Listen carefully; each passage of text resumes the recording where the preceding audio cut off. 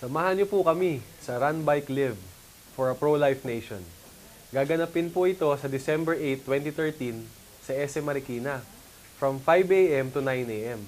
Libre ang registration kaya kita-kits tayo doon for a Pro-Life Nation. Ito po si Dylan Ababu ng Barangay Ginebra, San Miguel.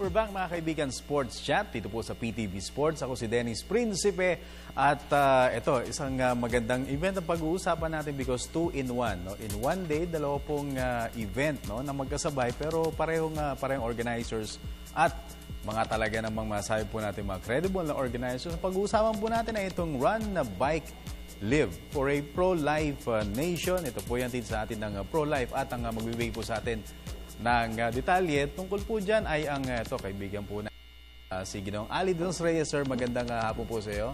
Magandang hapon, Dennis.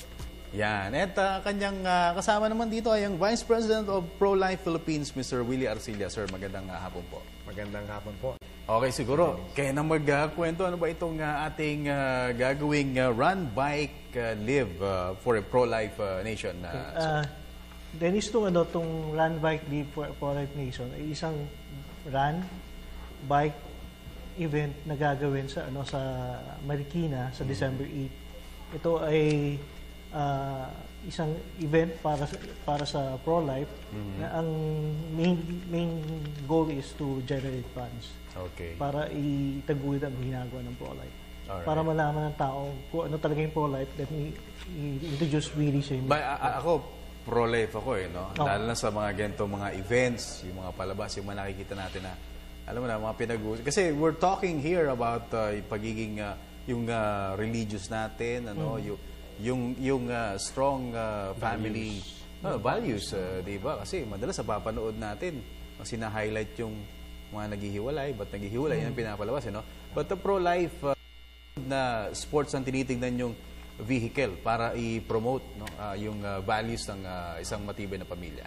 Precisely, no, Dennis. So, yun na nga, kaya napag-isipan po namin sa Pro-Life, kasama ng aming mga partners, ng eventologist na si Adi, na for the first time, to organize itong tinatawag na fun run at fun bike for a pro-life nation.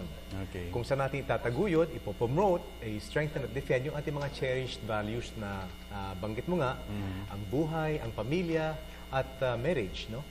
Dahil malapit po sa atin yan para sa kultura natin, para sa mga Pilipino. Pero this is open to all naman, ano? Tama, opo. Kaya nga po, kung po pwede, gusto namin manawagan, imbitahin ang lahat ng mga televiewers ng PTV Sports, lahat po ng mga taga-panood na dumayo dito sa ating fun run and fun bike event sa December 8, di sa SMCT Marikina.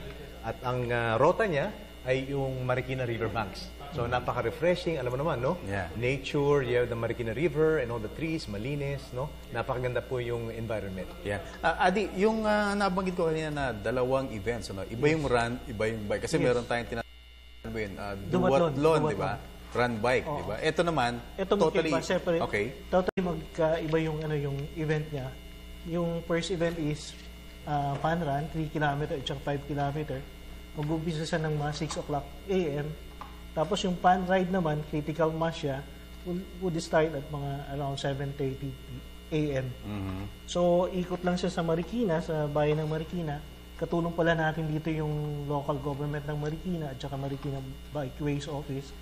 Tapos venue sponsor din natin kasi yung Marikina, SM Marikina, gusto nilang maging venue for bike activity sa Philippines kasi yung Marikina is the biking capital of the Philippines. Correct. So, ganun din gusto nilang i-promote sa tao. Yung merong bike lane, bike zone, Yes. na talagang strictly in-implement sa Marikina. Ito yung sa Marikina lang merong ganito yung bike lane.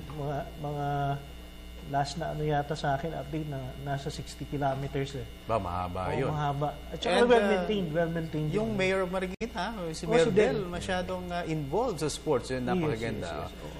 Okay. Sir Willie, with regards to yung proceeds ito, I believe mostly makikinabang. Ano ba why are we trying to generate itong funds? Para saan po ba? Thank you for asking. No?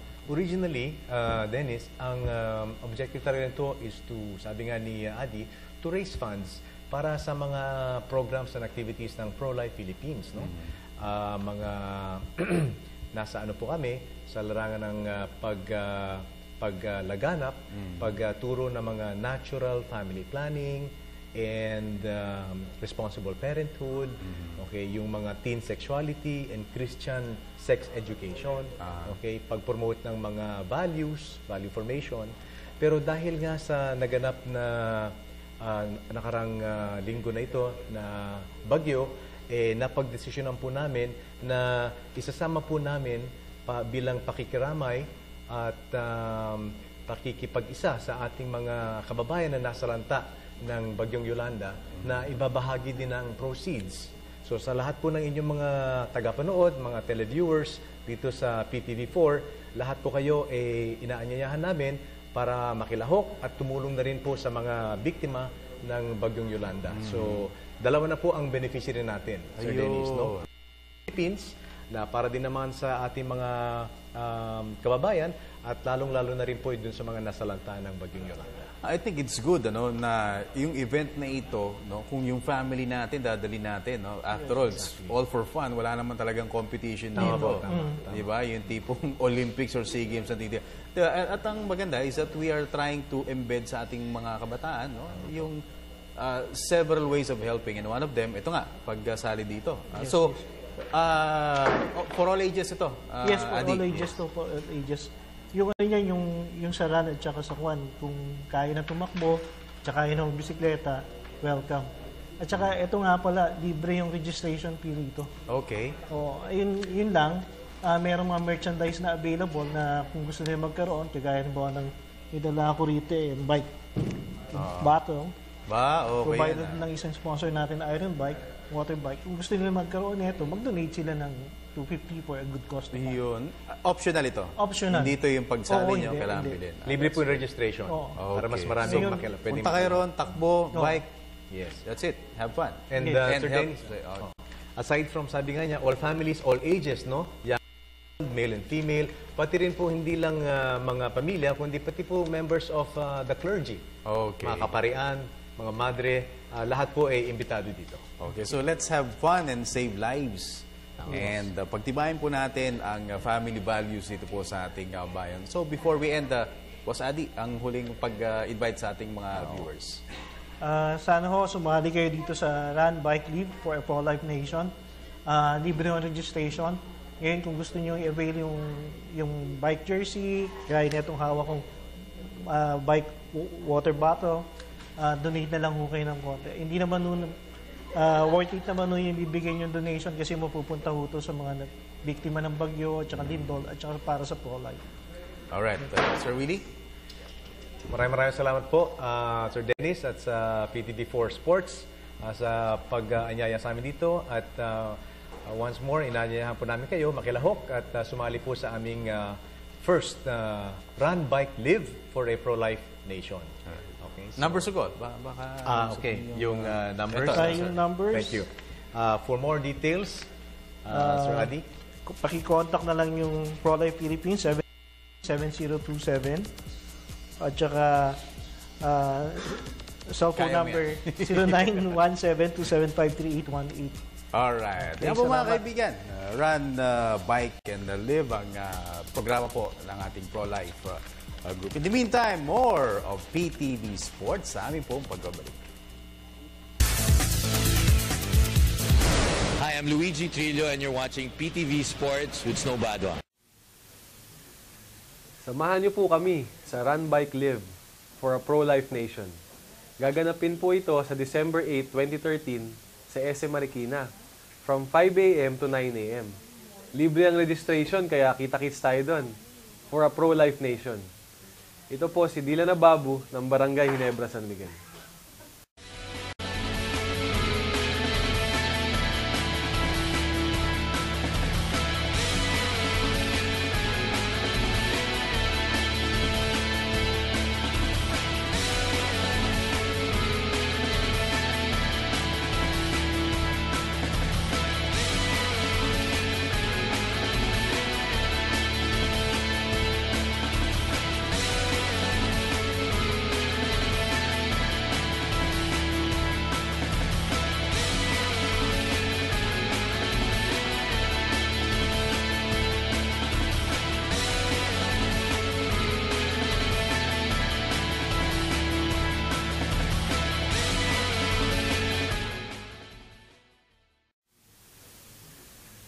Samahan niyo po kami sa Run Bike Live for a Pro-Life Nation. Gaganapin po ito sa December 8, 2013 sa SM Marikina from 5 a.m. to 9 a.m. Libre ang registration kaya kita-kits tayo doon for a Pro-Life Nation. Ito po si Dylan Ababu ng Barangay Ginebra, San Miguel.